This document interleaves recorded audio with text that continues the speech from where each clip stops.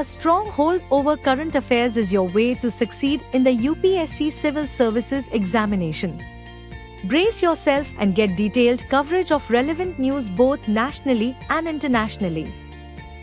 With the monthly current affairs revision program starting from 26th October at 5 p.m.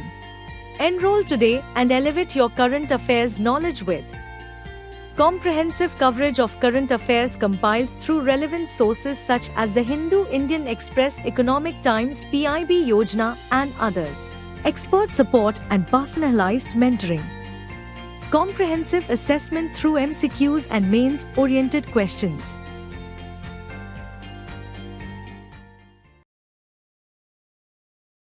Hello and thank you for tuning into this edition of News Today. Without delay, let's have a look at the headlines first. DRDO successfully test-fired India's first long-range hypersonic missile off Odisha coast. Reserve Bank of India issued internal risk assessment guidance for money laundering or terrorist financing risks. ICRIER published policy brief, Rationalising the Public Distribution System in India. New research reveals that microplastics in the atmosphere could be affecting weather and climate. Swiss physicists create the first fully mechanical qubits. Fourth edition of an Eye on Methane, Invisible but Not Unseen report launched. In a landmark achievement, India has successfully test-fired its first long-range hypersonic missile launched off the Odisha coast. This test was conducted by the Defence Research and Development Organisation or DRDO. With a range of over 1500 kilometers, this new addition to India's defence technology places the country among a selected group of nations. Until now, the United States, Russia and China possessed this advanced capability. Now, what makes this test even more impressive is the range of cutting-edge technologies demonstrated. Let's break down a few of the highlights. First, the missile displayed an aerodynamic configuration allowing for stable and controlled hypersonic maneuvers for stability and control. In addition, a major technological achievement was the use of scramjet propulsion for ignition and sustained combustion at hypersonic flow. To clarify, a scramjet is an air-breathing jet engine that leverages the missile's own forward motion to compress incoming air, achieving combustion and maintaining speed at hypersonic levels. The test also focused on thermostructural capabilities designed to withstand extreme aerothermal environments during flights. Additionally, a separation mechanism was successfully demonstrated, working seamlessly at hypersonic velocities. So why is the term hypersonic so significant? These missiles can fly at speeds of at least Mach 5, which is 5 times the speed of sound. For reference, the speed of sound is Mach 1. Anything between Mach 1 and Mach 5 is considered supersonic, while speeds above Mach 5 are categorized as hypersonic. One of the key advantages of hypersonic missiles is their ability to maneuver mid-flight, making them extremely difficult to detect and intercept, a major strategic advantage. India's missile arsenal is steadily expanding. Already inducted systems include the Akash surface-to-air missile and the BrahMos long-range supersonic cruise missile. Other systems such as the NAG anti-tank guided missiles, Astra air-to-air missiles and the Agni long-range ballistic missile are in advanced stages of induction. Behind this incredible progress stands the Defence Research and Development Organisation, India's premier defence research and development organisation established in 1958. DRDO operates under the Ministry of Defence, driving India towards self-reliance in defence technologies and achieving self-reliance in defence.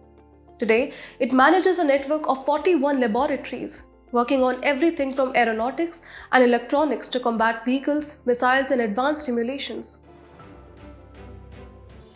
In a significant move to combat financial crimes, the Reserve Bank of India or RBI has issued new internal risk assessment guidance for addressing money laundering and terrorist financing risks.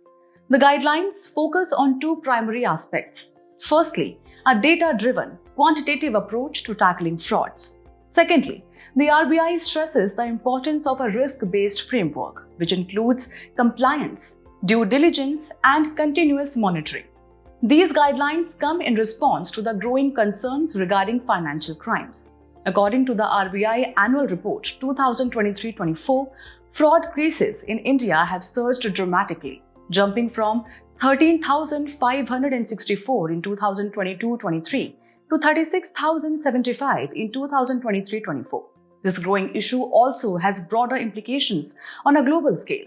The United Nations Office on Drugs and Crime estimates that between $800 billion and $2 trillion is laundered worldwide each year, which accounts for approximately 2 to 5% of global GDP. The risks associated with money laundering and terrorist financing extend beyond financial losses. Politically, these activities can undermine the stability of countries, weakening governments.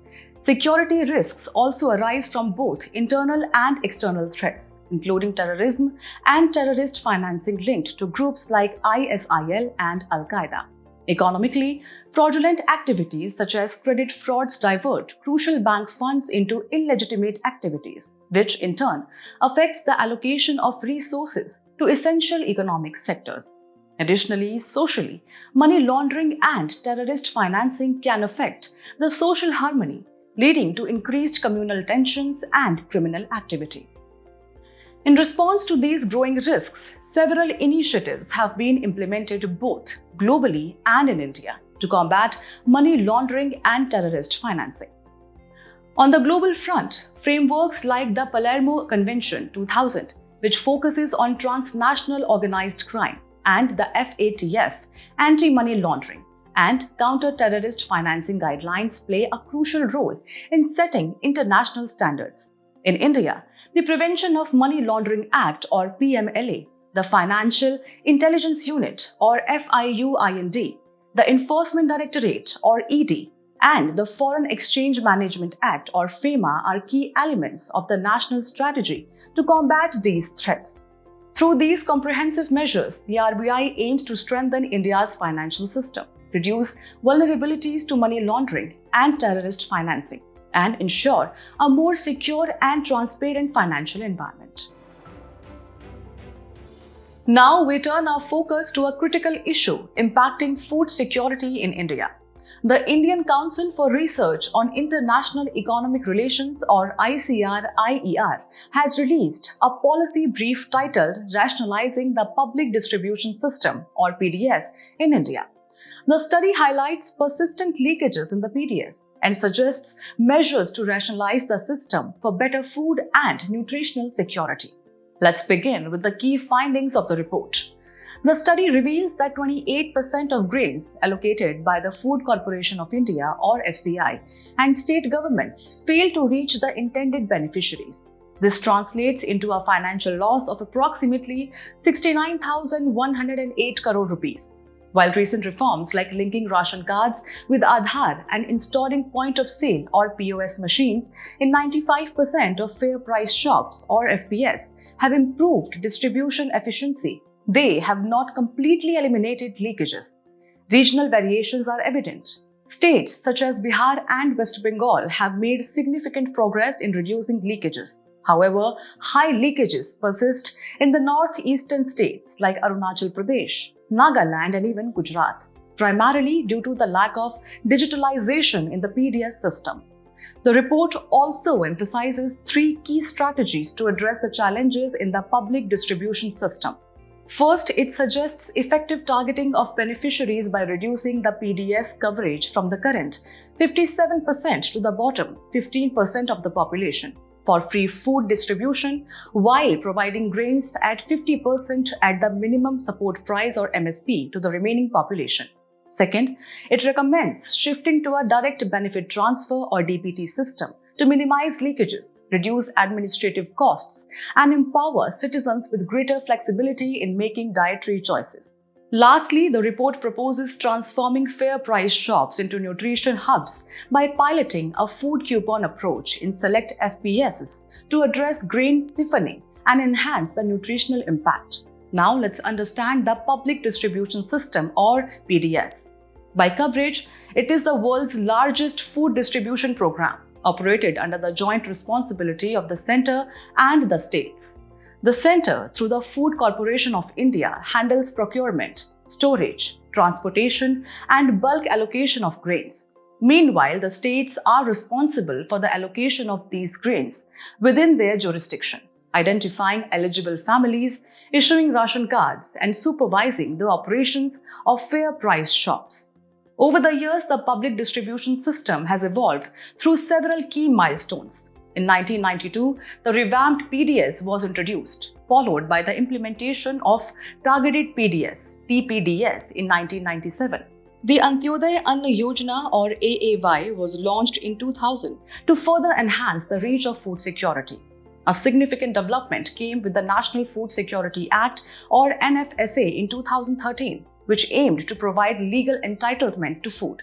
Most recently, in 2020, the Pradhan Mantri Garib Kalyan Anna Yojana or PMGKAY was introduced.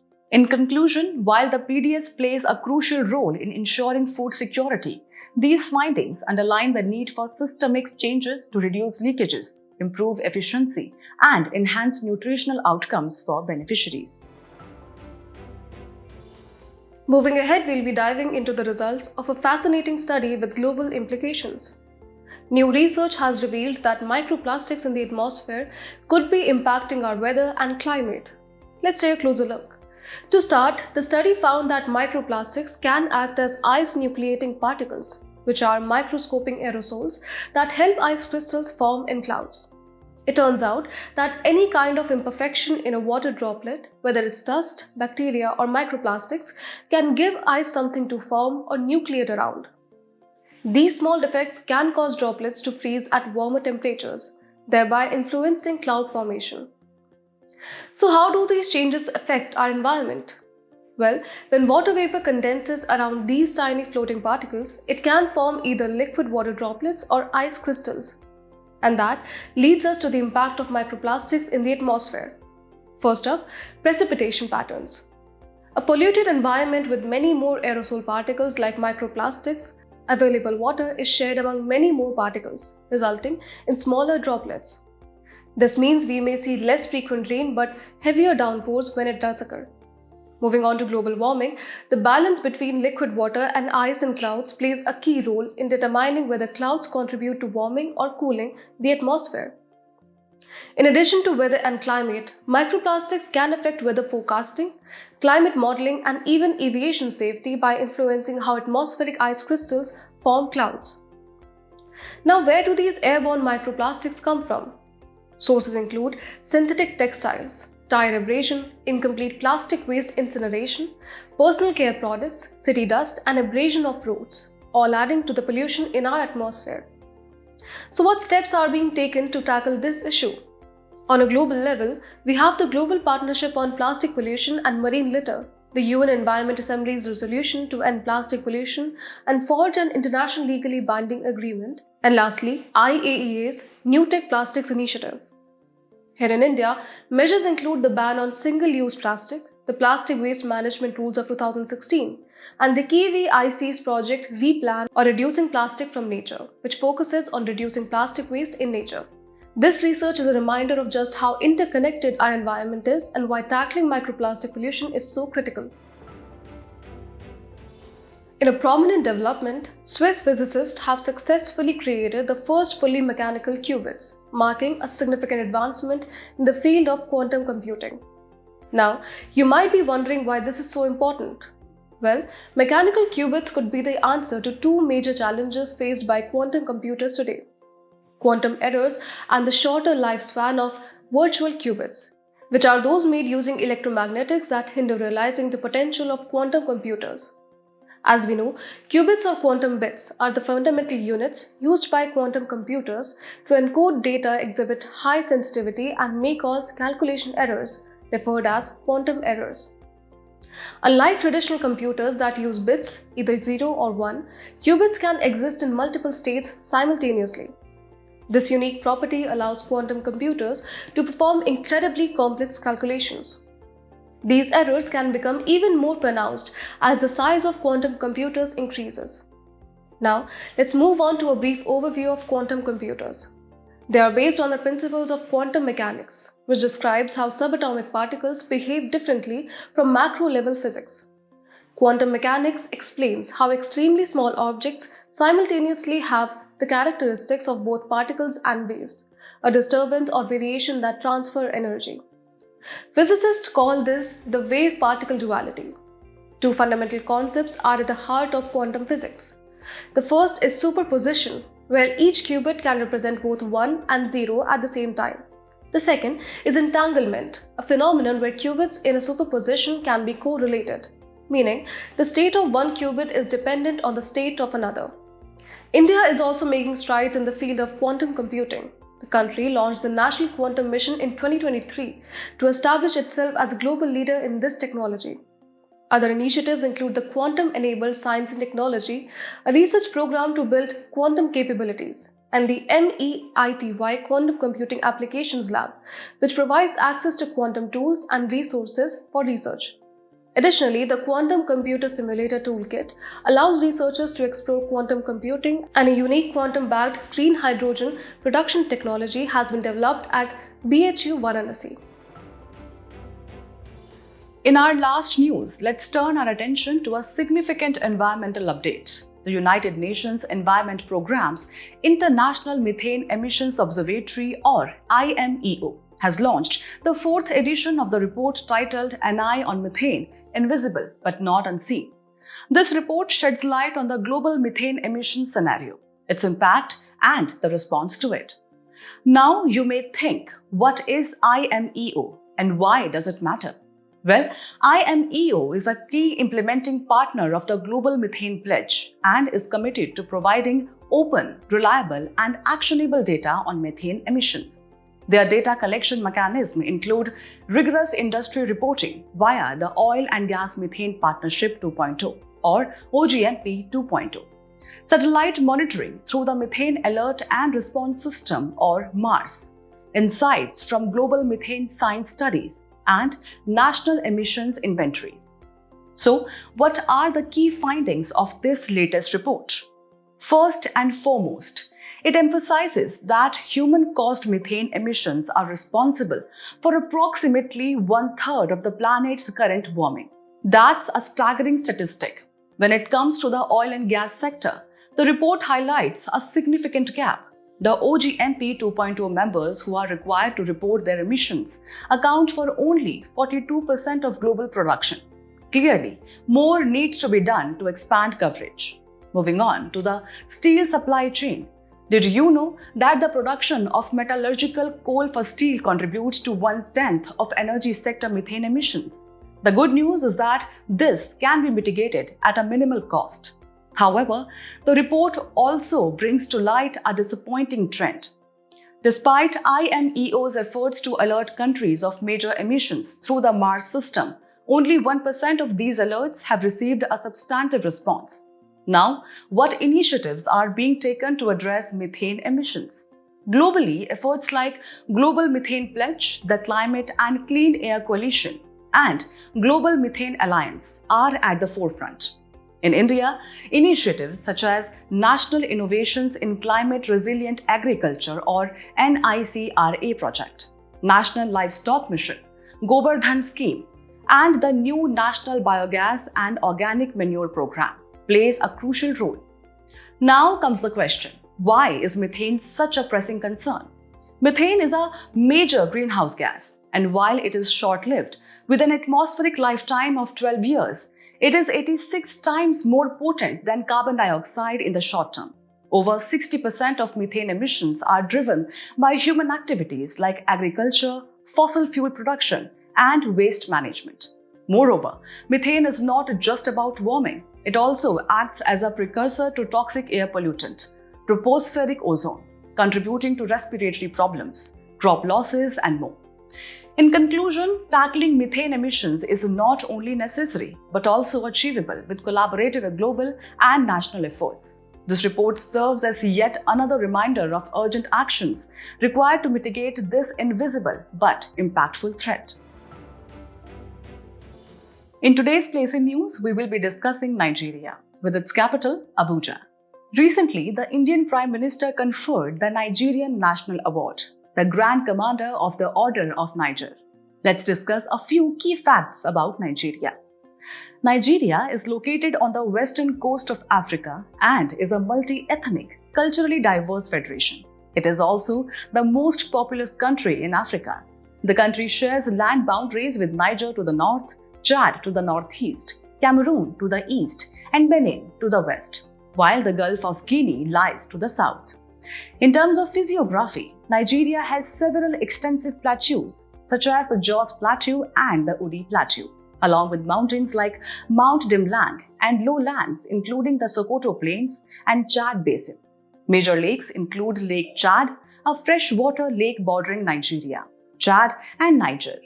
Nigeria's vegetation is diverse, featuring rainforests, swamps, and savanna grasslands. Furthermore, Nigeria is the largest oil and gas producer in Africa. As we conclude today's main news, let's have a look at some quick updates. Inauguration of first trilateral power transaction from Nepal to Bangladesh through the Indian grid took place. The tripartite power sales agreement between NTPC Vidyut Vyapar Nigam, Nepal Electricity Authority and Bangladesh Power Development Board was signed earlier. Central Electricity Authority approves the Uniform Protection Protocol for users of Indian grid for implementation on pan-India basis. It aims to ensure grid stability, reliability, security and support India's vision for integration of 450 gigawatts renewable energy into the national grid by 2030. Over 10 lakh senior citizens have enrolled in the Ayushman Vandana scheme within 3 weeks of its launch. Notably, women account for around 4 lakh enrollments under the scheme. Launched in October 2024, it is part of the Ayushman Bharat Pradhan Mantri Jan Arogya Yojana, aimed at providing free healthcare to senior citizens aged 70 and above. Researchers provide evidence of human-to-human transmission of Mpox clade strain of the virus attributed to APOBEC-induced mutations. APOBEC-induced mutations can induce specific mutations in DNA. It is a family of proteins having diverse functions in human health. Recently, researchers in Kolkata achieved a breakthrough in synthetic biology where they engineered bacteria to perform mathematical and computational tasks. This was done by introducing genetic circuits, which are biological systems that allow cells to interact and respond to each other by performing legal functions in bacteria. Researchers have uncovered the transmission of pathogens between managed western honeybees and wild pollinators, a process called pathogen spillover and spillback. Western honeybees are often viral reservoirs and can infect wild species, threatening wider pollinator community. A drought has drained Lake Kariba close to record lows, causing power shortage in the region. Lake Kariba is the world's largest artificial lake and reservoir by volume. Study finds mangrove dieback in Maldives linked to sea level rise and extreme Indian Ocean dipole. It is a climate phenomenon based on the difference in sea surface temperatures between the eastern and western regions of the Indian Ocean. Before we sign off, let's challenge your understanding in today's installment of Test Your Learning.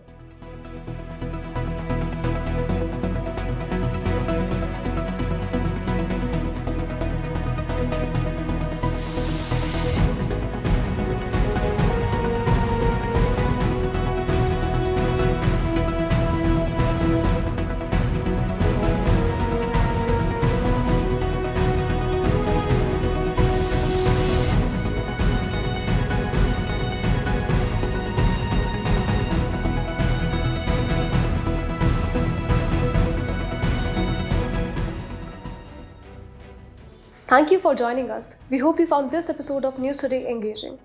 For solutions to the quiz and to access the PDF version of News Today, please visit the provided links in the description below.